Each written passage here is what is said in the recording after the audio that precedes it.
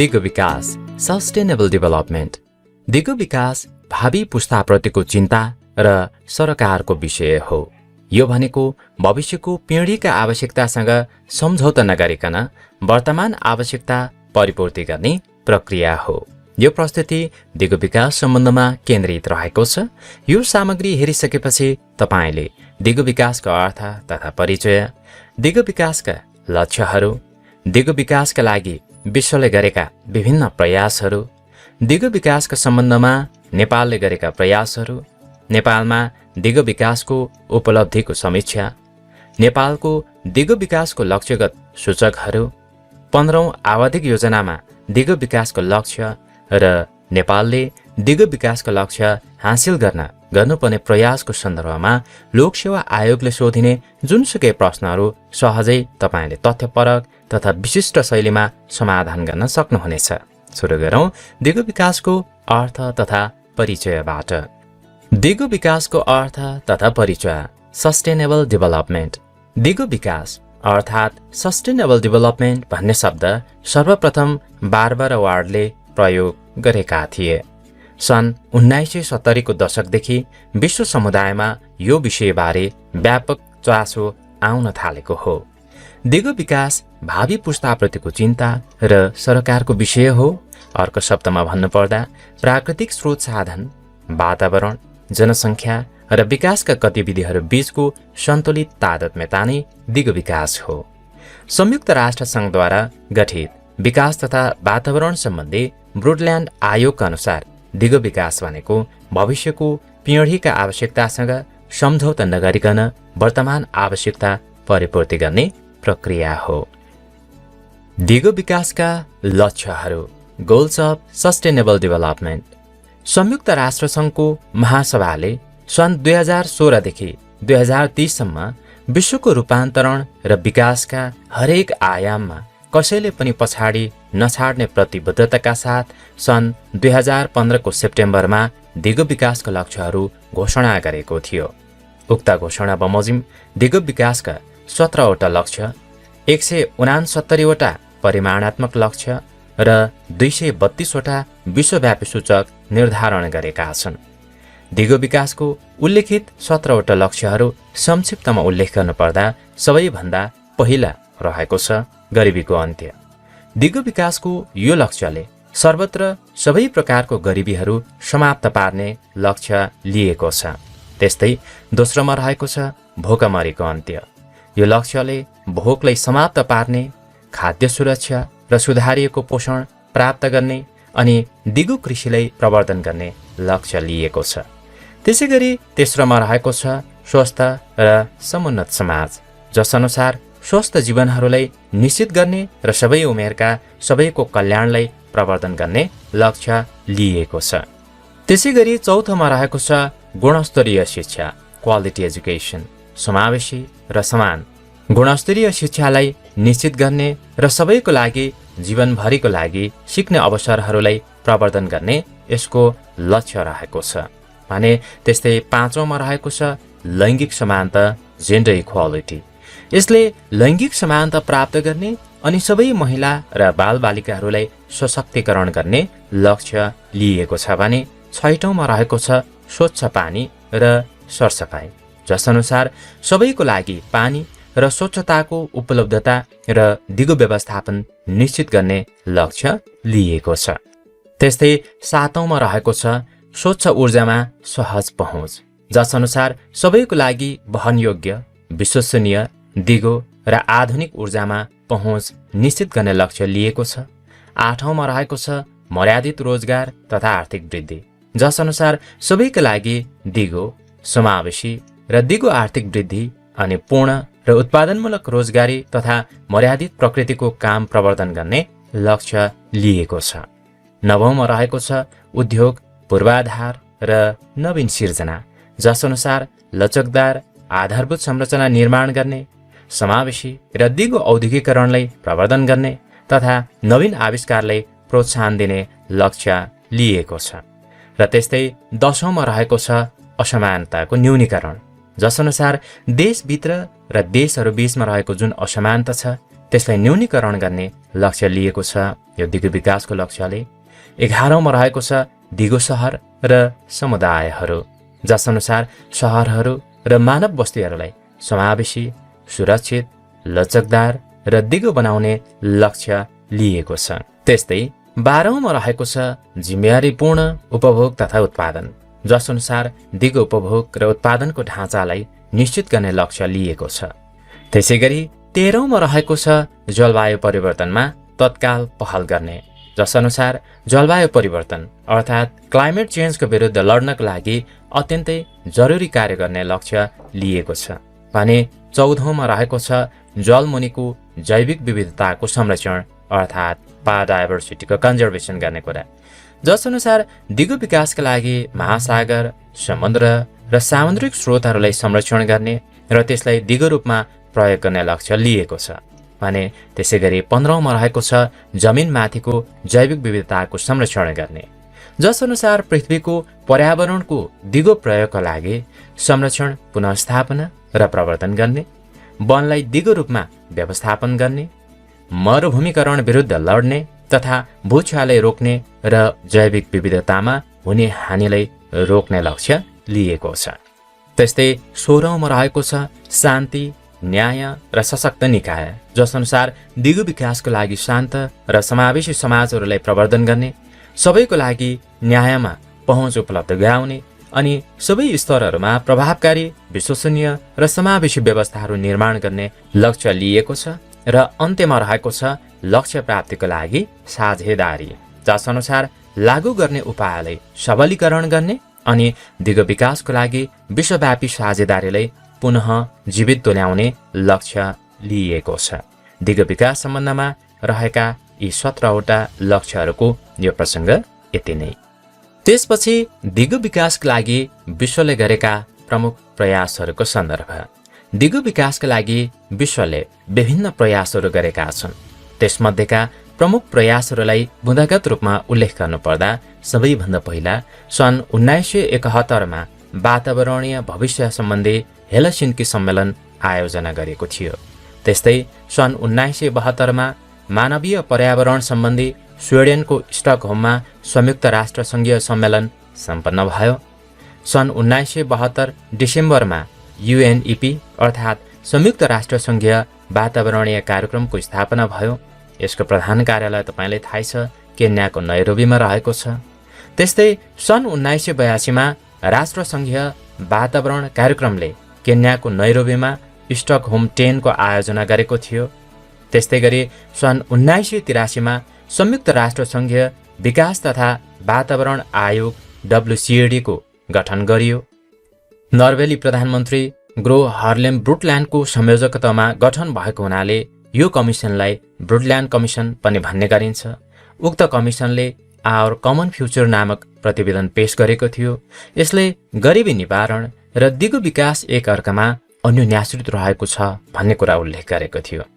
त्यसैगरी सन् 1992मा ब्राजिलको रियो डी जेनेरियोमा दोस्रो विश्व वातावरण सम्मेलन सम्पन्न भयो। यसलाई पृथ्वी शिखर सम्मेलन अर्थ समिट पनि भन्ने गरिन्छ। यसबाट एजेन्डा 21, जैविक विविधता, वन संरक्षण नीति र जलवायु परिवर्तन सम्बन्धी घोषणा गरेका थिए। सन् 1995मा जापानको क्योटो सहरमा क्योटो सम्मेलन सम्पन्न भयो। उक्त सम्मेलनबाट क्योटो प्रोटोकल पारित भयो, जुन वातावरणको क्षेत्रमा हाल पनि अत्यन्तै महत्त्वपूर्ण उपलब्धिको रूपमा रहेको छ। त्यसैगरी सन् 1997मा रियो +5 सम्मेलन सम्पन्न भयो। उक्त सम्मेलनले रियो सम्मेलनको समीक्षा गरेको थियो। त्यस्तै सन् 2000मा सहस्राब्दी विकास लक्ष्यको घोषणा गरियो भने सन् 2002मा world summit on sustainable development दक्षिण अफ्रिकाको जोहानेसबर्गमा सम्पन्न भयो। त्यसैगरी सन् 2007मा जलवायु परिवर्तन र दिगो विकास सम्बन्धी इन्डोनेसियाको बालीमा बाली सम्मेलन सम्पन्न भयो। सन् 2010मा जलवायु परिवर्तन अर्थात् क्लाइमेट चेन्ज सम्बन्धी कानकुन सम्मेलन भयो। सन् 2012मा रियो +20 सम्मेलन भयो।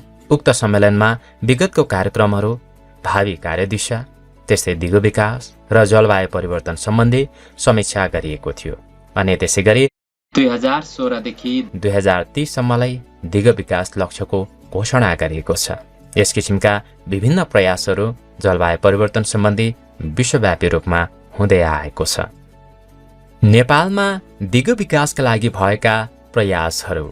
दिग विकासको अवधारणा विश्वव्यापी रूपमा सन् 1980 को दशकबाट अवलम्बन गरिएको पाइन्छ। नेपालमा दिग विकास र वातावरण संरक्षणका लागि भएका नीतिगत तथा संस्थागत प्रयासहरूलाई उल्लेख गर्नुपर्दा वातावरण संरक्षण सम्बन्धी विषय 6औं योजनादेखि दिग विकास सम्बन्धी नीति 8औं र जैविक विविधता सन् 1994 देखि लागू गर्न थालिएको हो। त्यसैगरी विक्रम सम्वत 2047 मा प्राकृतिक र सांस्कृतिक स्रोत संरक्षण परिषदको स्थापना भयो। विक्रम सम्वत 2050 मा वातावरण संरक्षण सम्बन्धी ठोस रूपमा काम गर्नका लागि वातावरण संरक्षण परिषदको स्थापना भयो। त्यस्तै विक्रम सम्वत 2052 मा जनसङ्ख्या तथा वातावरण मन्त्रालयको स्थापना भयो भने विक्रम सम्वत 2053 मा वातावरण संरक्षण ऐन र विक्रम सम्वत 2054 मा वातावरण संरक्षण नियमावली जारी भएको थियो। दिग विकासको सन्दर्भमा नेपालले गरेका प्रयासहरूलाई हेर्दा त्यसैगरी विक्रम सम्वत 2055 मा एजेन्डा 21 मा आधारित क्यापासिटी 3 कार्यक्रम दाङ, सुर्खेत र कैलालीमा लागू गरिएको थियो। त्यस्तै विक्रम सम्वत 2056 मा सवारी प्रदूषण सम्बन्धी 14 वटा मापदण्डको निर्धारण भयो। त्यस्तै विक्रम सम्वत 2057 मा ओजोन तहलाई नष्ट गर्ने पदार्थको उपभोग नियन्त्रण नियमावली जारी भयो। संविधानमा स्वच्छ र स्वस्थ वातावरणमा बाँच्न पाउने मौलिक हक जस्ता कुराहरूको व्यवस्था संस्थागत रूपमा गर्ने काम भएको छ। र त्यस्तै दिग विकासका लागि नेपालमा दिग विकास सम्बन्धमा सूचना प्रवाह गर्नका लागि इसी मोडले इन्टरनेट मार्फत नेपाल नेट कार्यक्रम सञ्चालन गर्यो। नेपालको सन्दर्भमा दिग विकासको संस्थागत विकासका लागि यस किसिमको प्रयासहरू भएको पाइन्छ। नेपालमा दिग विकासको समीक्षा review of sustainable development goals in Nepal. नेपालले दिग विकासको लक्ष्यलाई मुलुकको आर्थिक, सामाजिक र पर्यावरणीय परिवेश अनुसार कार्यान्वयनमा ल्याउँदै 14औं योजनादेखि नै दिग विकासका लक्ष्यलाई आन्तरिकीकरण गर्न सुरु गरेको छ। कार्यक्रम तथा बजेट तर्जुमा गर्दा कार्यक्रम तथा आयोजनालाई दिग विकासको लक्ष्य अनुसार बजेट साङ्केतिकरण गर्ने व्यवस्था गरिएको छ। त्यसैगरी आर्थिक वर्ष 2074-75 देखि मध्यकालीन खर्च संरचना MTEF मा दिग विकासका लक्ष्य हासिल गर्न सहयोग पुर्याउने आयोजनालाई उच्च प्राथमिकता प्रदान गर्न तदनुसार सूचक निर्माण गरी आयोजनाको प्राथमिकीकरण अर्थात् प्रायोरिटाइजेसन गरिएको छ। दिग विकासको लक्ष्यलाई प्रादेशिक तथा स्थानीय तहका योजनामा समावेश गरेर लक्ष्य प्राप्त गर्न सहयोग पुग्ने ध्येयले प्रादेशिक तथा स्थानीय योजना तर्जुमा नमुना दिग्दर्शन तयार भएका छन्। यसै अनुरूप दिग विकास लक्ष्यलाई प्रादेशिक तथा स्थानीय योजना तथा कार्यक्रममा आन्तरिकीकरण गर्ने उद्देश्यले क्षमता विकास सम्बन्धी कार्यक्रम सञ्चालन भएका छन्। दिग विकास लक्ष्यको कार्यान्वयनलाई प्रभावकारी र व्यवस्थित बनाउन नीतिगत, कानुनी तथा संस्थागत संरचनाहरू तयार गरिएका छन् र त्यसैगरी विश्वसनीय र सुदृढ तथ्याङ्क प्रणालीको विकास गर्न नयाँ तथ्याङ्क ऐन तयार गरिएको र तथ्याङ्क प्रणाली सम्बन्धी राष्ट्रिय रणनीति तयार भई कार्यान्वयनमा आएको छ। त्यस्तै राष्ट्रिय तथा प्रादेशिक अनुगमन तथा मूल्याङ्कन दिग्दर्शन र प्रादेशिक तहको दिगो विकास लक्ष्य सूचकको पहिचान गरी कार्यान्वयनमा ल्याइएको छ। दिग विकास लक्ष्य कार्यान्वयन तथा अनुगमनका लागि प्रधानमन्त्रीको अध्यक्षतामा उच्च स्तरीय केन्द्रीय निर्देशक समिति, राष्ट्रिय योजना आयोगको उपाध्यक्षको संयोजकतामा दिगो विकास लक्ष्य कार्यान्वयन तथा समन्वय समिति तथा राष्ट्रिय योजना आयोगका सदस्यको संयोजकतामा विषयगत कार्य समिति गठन गरिएको छ। उक्त समितिले दिगो विकासको लक्ष्यसँग सम्बन्धित योजना, कार्यक्रम, नीति तथा बजेट कार्यान्वयन, अनुगमन र मूल्याङ्कनको सम्बन्धमा मार्गनिर्देशन गर्दछ। त्यसैगरी दिगो विकास लक्ष्यको कार्यान्वयन र अनुगमन प्रभावकारी बनाउन उद्देश्यले गरिने सहजीकरण र नियमनका लागि आवश्यक ऐन कानुनको निर्माण र सुधार गर्ने विषयमा संसदको भूमिका अत्यन्तै महत्त्वपूर्ण हुन्छ। यसै प्रयोजनार्थ संसदमा दिगो विकास तथा सुशासन समिति क्रियाशील रहेको छ। नेपाल सरकारले नीति, कार्यक्रम र आयोजनाको निर्धारित लक्ष्य हासिल गर्न र कार्यान्वयनको क्रममा देखिन सक्ने कमी कमजोरीहरूलाई समय सापेक्ष सुधार गर्नका लागि अनुगमन र मूल्याङ्कनको निर्धारित ढाँचा तथा प्रणालीको विकास र अवलम्बन गर्दै आएको छ। उक्त प्रणालीले दिगो विकास लक्ष्य अनुगमन र मूल्याङ्कनको साथसाथै कार्यान्वयनमा आइपर्ने समस्याहरूको समेत समाधान गर्दै आएको छ। त्यसैगरी दिगो विकासको लक्ष्य हासिल गर्न सरकारको एकल प्रयासले मात्र सम्भव छैन, तसर्थ सरकारी, निजी, गैर सरकारी, सामुदायिक लगायत सम्पूर्ण विकास साझेदारहरूको बीचमा रणनीतिक साझेदारी पनि हुनुपर्ने जरुरी रहेको देखिन्छ। नेपालको दिगो विकास लक्ष्य sustainable development goals of Nepal नेपालले संयुक्त राष्ट्र सङ्घको आह्वानमा सन् 2015 को सेप्टेम्बरबाट कार्यान्वयन हुने 15 वर्षीय दिगो विकास लक्ष्यका लक्ष्यगत सूचक तयार गरेको छ। संयुक्त राष्ट्र सङ्घले तय गरेका 17 वटा लक्ष्य, 159 वटा उद्देश्यहरूमध्ये नेपालको आवश्यकता अनुसार 25 वटा उद्देश्य छनौट र कार्यान्वयन गर्ने गरी राष्ट्रिय योजना आयोगले लक्ष्यगत सूचकहरू तय गरेको छ, जुन निम्नानुसार रहेका छन्।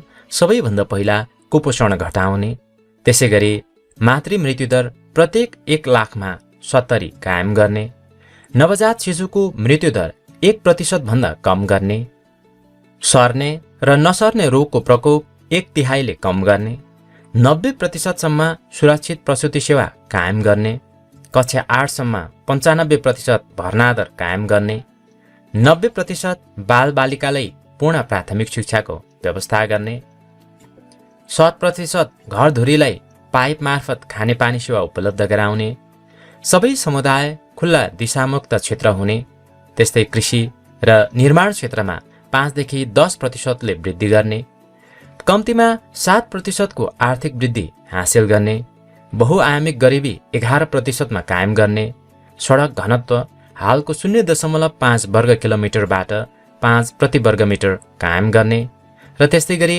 60% नागरिकलाई सुरक्षित आवासको व्यवस्था गर्ने, उपभोग असमानता सूचक 0.33 बाट 0.16% मा झार्ने, 50% सडक अन्तर्राष्ट्रिय मापदण्डको हुने र त्यस्तै गरी 50 वटा स्याटेलाइट शहरको विस्तार गर्ने, जैविक इन्धन उपयोग 15% कायम गर्ने, 45% वन क्षेत्र हुने गरी सामुदायिक व्यवस्थापनमा गर्ने व्यवस्था गर्ने, पारदर्शिता र जवाफदेहिताको स्केल 3 बाट 5 पुर्याउने, त्यस्तै सुशासन 0.83 बाट 2.5 मा पुर्याउने, त्यसैगरी 79% घरधुरीलाई विद्युतको प्रयोग गर्ने व्यवस्था गरी दाउराको प्रयोग 10% मा सीमित गर्ने, सबैलाई गुणस्तरीय शिक्षा, पूर्ण साक्षरता र प्राथमिक शिक्षाको सुनिश्चितता गर्ने, संसद र निजामती सेवाको निर्णायक तहमा 40% महिला कोटा सुनिश्चित गर्ने र त्यस्तै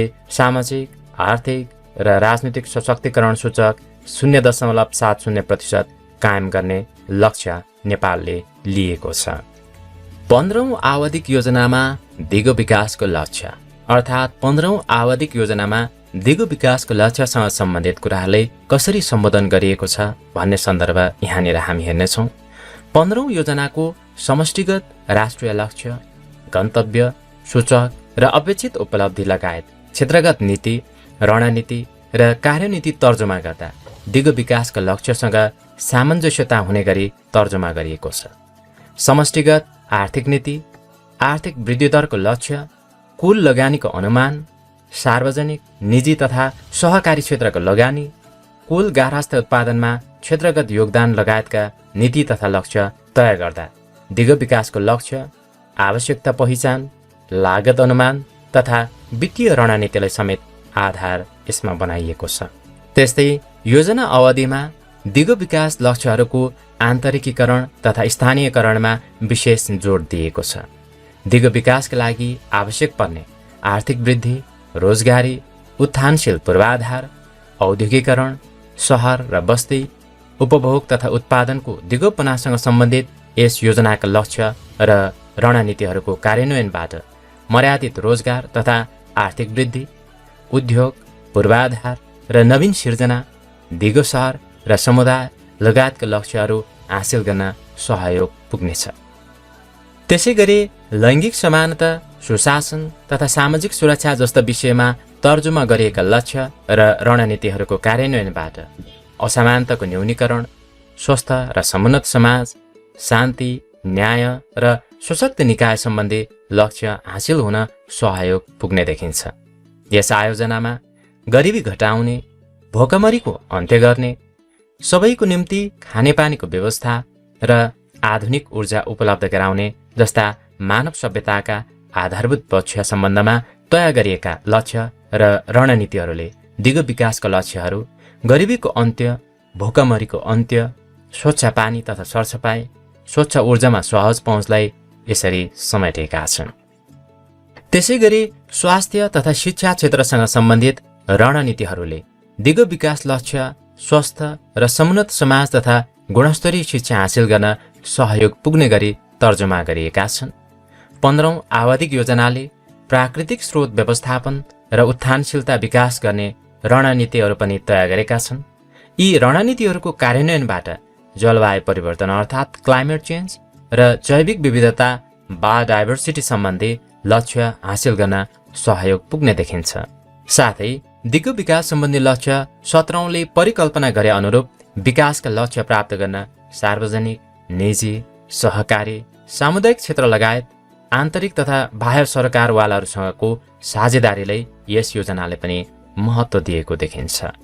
नेपालले दिगो विकास लक्ष्य हासिल गर्न गर्नुपर्ने प्रयासहरू। नेपालले उल्लिखित समीक्षा तथा आवधिक योजनाहरूको सन्दर्भलाई हेरिसकेपछि दिगो विकासको लक्ष्य हासिल गर्न विभिन्न क्षेत्रहरूमा थप प्रयास गर्नुपर्ने आवश्यकता रहेको देखिन्छ। आर्थिक वृद्धि तथा गरिबी न्यूनीकरण, स्वास्थ्य, जनसङ्ख्या र आवास, वन, पर्यावरणीय प्रणाली तथा जैविक विविधता, शिक्षा, शान्ति तथा सुरक्षा, पूर्वाधार संरचनाको सन्दर्भमा नेपालले दिगो विकासको लक्ष्य हासिल गर्न के गर्नुपर्छ भन्ने सन्दर्भमा यहाँ सठिक तवरले बुँदगत रूपमा हेरौँ। सबैभन्दा पहिला आर्थिक वृद्धि तथा गरिबी न्यूनीकरण। यो सम्बन्धमा नेपालले दिगो विकासको लक्ष्यहरू हासिल गर्नका लागि नयाँ लगानी तथा व्यापारका अवसरहरू खोजी गरेर गहकिलो वित्तीय पुनः संरचना गर्दै सार्वजनिक क्षेत्रको कुशल व्यवस्थापन तथा कृषिमा अधिकतम वृद्धि तथा पुनः अभिमुखीकरण गर्ने जस्ता कामहरू गर्नुपर्ने आवश्यकता रहेको देखिन्छ। साथै कार्यक्रमहरू सञ्चालन गर्दा लक्षित विकास कार्यक्रमहरू सञ्चालन गर्ने, वातावरणीय समस्याहरूको समाधान गर्ने र सामाजिक परिचालनलाई प्रभावकारी बनाउने जस्ता कामहरू गर्न आवश्यक रहेको देखिन्छ। त्यसैगरी स्वास्थ्य, जनसङ्ख्या र आवास सम्बन्धी लक्ष्यहरू हासिल गर्नका लागि स्वास्थ्यको राष्ट्रव्यापी सञ्जालको निर्माण गर्ने, अन्तर्क्षेत्रीय सम्बन्धलाई प्रभावकारी बनाउने, विकेन्द्रित प्रशासनको अवलम्बन गर्ने र त्यसैगरी श्रम नियमनको सन्दर्भमा सबै प्रकारको श्रमको नियमन गर्ने, उत्सर्जनको नियन्त्रण गर्ने र प्रजनन, बाल मृत्युदर तथा मातृ मृत्युका सम्भाव्यताको नियन्त्रण गर्ने जस्ता प्रयासहरू गर्नुपर्ने आवश्यकता टटकारो रहेको देखिन्छ। त्यस्तै दिगो विकासका लक्ष्यहरू हासिल गर्न वन, पर्यावरणीय प्रणाली तथा जैविक विविधताको सन्दर्भमा गर्नुपर्ने कामहरूलाई हेर्दा नेपालले प्राकृतिक, वन तथा संरक्षित क्षेत्रको व्यवस्थापन गर्ने, पर्यावरणीय प्रणाली तथा जैविक स्रोतको संरक्षण गर्ने, क्षय हुनबाट जमिनको संरक्षण गर्ने, गैरकाष्ठ वनको दिगो कटान तथा व्यवस्थापनको प्रवर्धन गर्ने, उपेक्षित पर्वतीय समुदायको लागि कृषि जैविक विविधताको प्रवर्धन गर्ने, चरीचरण क्षेत्रहरूको संरक्षण गर्ने र नेपालको जैविक विविधताको औषधीय प्रयोग तथा आयका सम्बन्धमा खोज तथा अनुसन्धानमा जोड दिने जस्ता प्रयासहरू गर्न सकेमा दिगो विकासका लक्ष्यहरू हासिल गर्न अझ सहज हुने देखिन्छ। वन, पर्यावरणीय प्रणाली तथा जैविक विविधताको सन्दर्भमा। त्यसैगरी अर्को शिक्षा अर्थात् एजुकेसनसँग सम्बन्धित दिगो विकासका लक्ष्यहरू हासिल गर्नका लागि विद्यालय शिक्षा तथा 100% साक्षरताको लिटरेसी रेटको अवसरमा अभिवृद्धि गर्न जरुरी रहेको देखिन्छ। आन्तरिक अनुसन्धान क्षमतामा सुधार गर्ने र त्यस्तै व्यावसायिक प्रशिक्षण एवं अवसर सिर्जना गर्नुका साथै महाविद्यालय तथा विश्वविद्यालयहरूको गुणस्तरमा सुधार गर्न सकेमा दिगो विकासका शिक्षासँग सम्बन्धित लक्ष्यहरू हासिल गर्न थप सहज हुने देखिन्छ। तर त्यस्तै शान्ति तथा सुरक्षाको सम्बन्धलाई हेर्दा सृजनात्मक कूटनीतिको अवलम्बन गर्नु जरुरी रहेको देखिन्छ। सीमा नियन्त्रणलाई पनि प्राथमिकतामा राख्ने, आतंकको सामना गर्न क्षमता अभिवृद्धि गर्नेतर्फ जोड दिने, त्यस्तै आपतकालीन कदमलाई छिटो र छरितो बनाउनु जस्तो कुराहरूमा ध्यान दिनु जरुरी रहेको देखिन्छ। दिगो विकासको लक्ष्यहरू हासिल गर्नका लागि नेपालले गर्नुपर्ने प्रयासहरूको सन्दर्भमा अन्त्यमा पूर्वाधार संरचनाको सन्दर्भ। दिगो विकास लक्ष्यमा प्रतिबद्धता जनाएअनुसार सोको प्राप्तिका लागि सडक यातायातको राष्ट्रव्यापी सञ्जालीकरणमा जोड दिने, यातायात, सञ्चार तथा सेवामा निजी लगानीलाई थप प्रोत्साहित गर्ने, खाद्य सुरक्षामा जोड दिनुको साथै सोको प्रभावकारिता अभिवृद्धि गर्ने र त्यस्तै उड्डयन नीति अनुरूप एभिएसनको सेक्टरमा लक्ष्य हासिल गर्ने गरी थप अन्य कार्यहरू गर्ने जस्ता प्रयासहरू नेपालले गर्नुपर्ने आवश्यकता रहेको देखिन्छ। यी कुराहरू नेपालले दिगो विकासको लक्ष्यहरू हासिल गर्नका लागि गर्नुपर्ने केही प्रतिनिधि प्रयासका पाटोहरू हुन्। यसका अलावा नेपालले सो लक्ष्य प्राप्तिका लागि गर्नुपर्ने कार्यहरू अन्य थुप्रै रहेका छन्। यो प्रसङ्ग पनि यति नै। दिगो विकास भावी पुस्ताप्रतिको चिन्ता र सरोकारको विषय हो, जसले भविष्यको पिँढीका आवश्यकतासँग सम्झौता नगरिकन वर्तमान आवश्यकता परिपूर्ति गर्ने कुरामा जोड दिन्छ। यो प्रस्तुति यति नै। दिगो विकास सम्बन्धी यो सामग्रीमा हामीले दिगो विकासको अर्थ तथा परिचय, दिगो विकासका लक्ष्यहरू, दिगो विकासका लागि विश्वले गरेका विभिन्न प्रयासहरू, दिगो विकासको सम्बन्धमा नेपालले गरेका प्रयासहरू, नेपालमा दिगो विकासको उपलब्धिको समीक्षा, नेपालको दिगो विकासको लक्ष्यगत विभिन्न सूचकहरू, 15औं आवधिक योजनामा दिगो विकासको लक्ष्य र नेपालले दिगो विकास लक्ष्य हासिल गर्नुपर्ने प्रयासको सन्दर्भमा चर्चा गर्यौं। यतिन्जेल यो प्रस्तुति हेरेर साथ दिनुभएका म तपाईँलाई धेरै धेरै धन्यवाद। यो सामग्री सम्बन्धमा तपाईँको कुनै सल्लाह, सुझाव र प्रतिक्रिया भएमा कमेन्ट गर्नुहोला, म अवश्य पनि जवाफ दिने नै छु। यतिन्जेल यो प्रस्तुति हेर्नुभयो त्यसको लागि धन्यवाद भन्दै thank you, bye bye, good lock.